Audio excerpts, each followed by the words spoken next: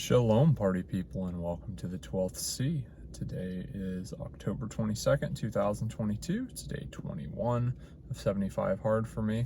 64 degrees Fahrenheit at approximately 8:45 a.m.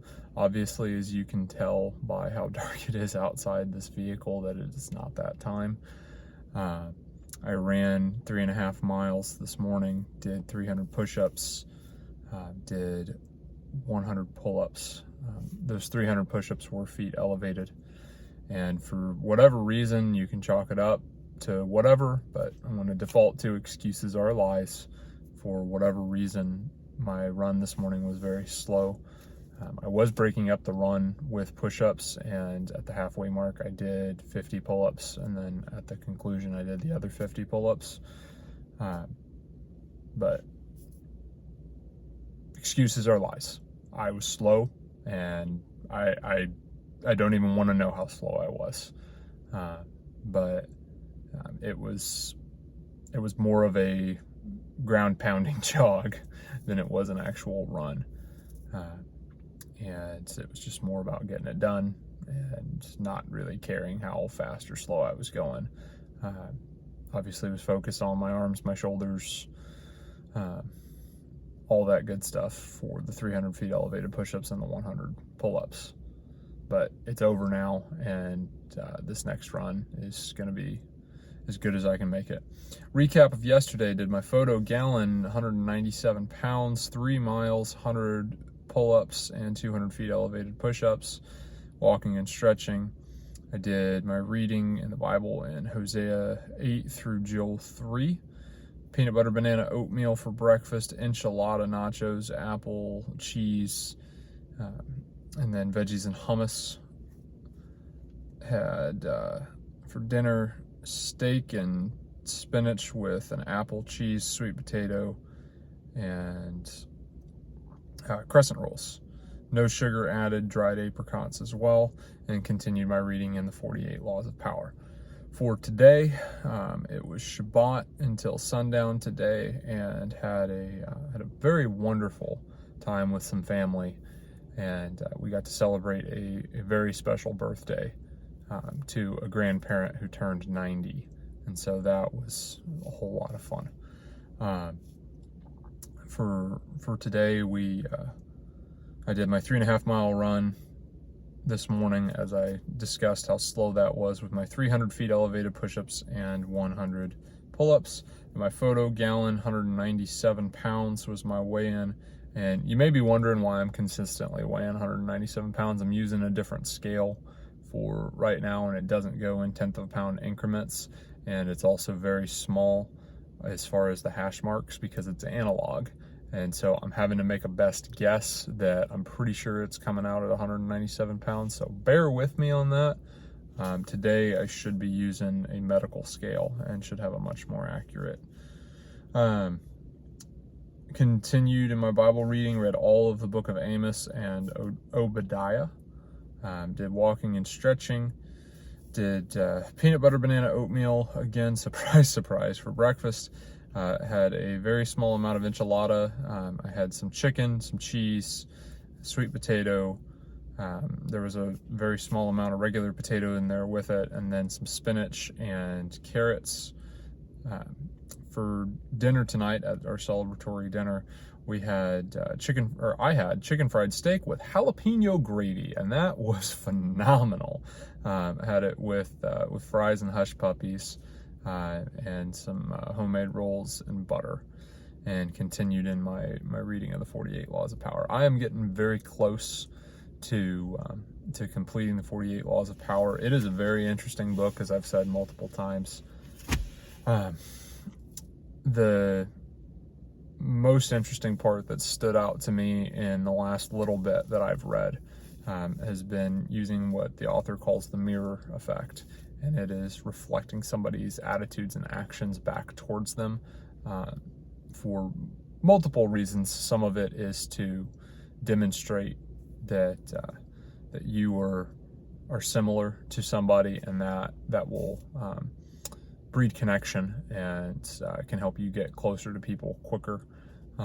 There are other instances where mirroring somebody's behavior will demonstrate to them very quickly that what they're doing is wrong, because it's a whole lot easier to see other people's mistakes, other people's flaws, than it is to see our own. And so when somebody is mirroring your exact behavior right back to you, most people can see that.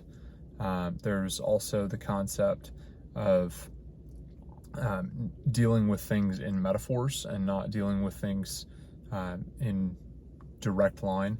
And the author brought up how Jesus taught in parables a lot of times. And so the people who were with it would pick up the parable and realize, hey, he's not just talking about fish. He's not just talking about rocks. He's not just talking about, XYZ, whatever it is.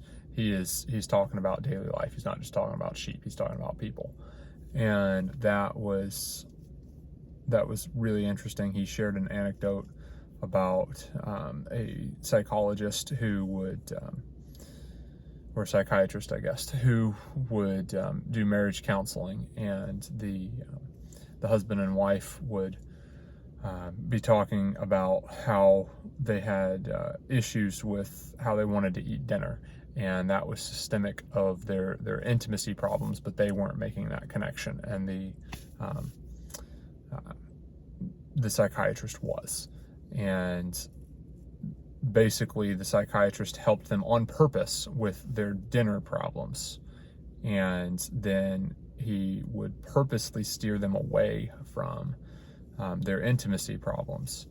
And then after they had several sessions together, he finally said, all right, here's your homework. You guys need to go on a long weekend and really, really focus on your dinner problems and make sure that the wife is getting what she wants and the husband is getting what he wants, but that it is, syncing together.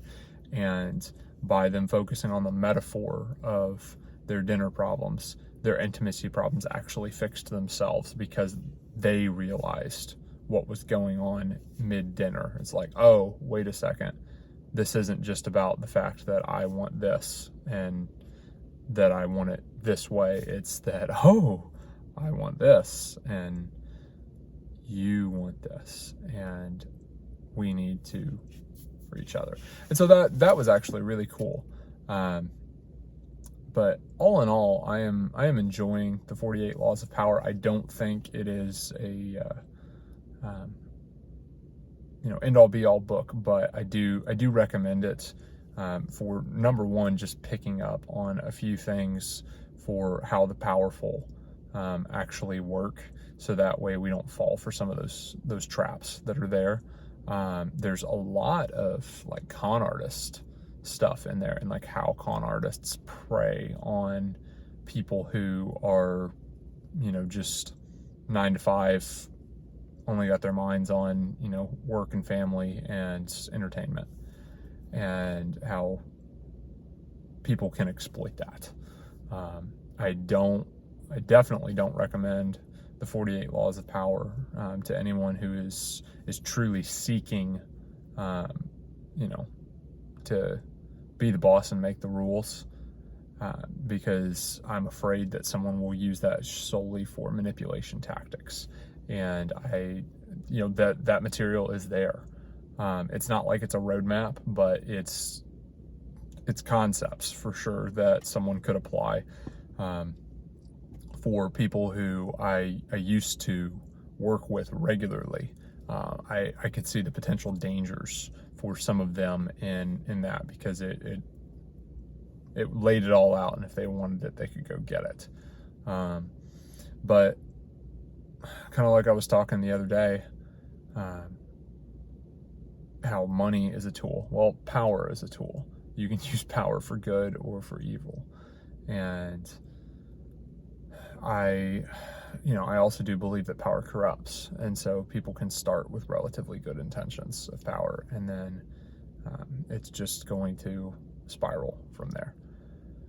But anyway, cards on the table. I mentioned this earlier. You can see it's obviously not 8 o'clock by how dark it is outside this vehicle.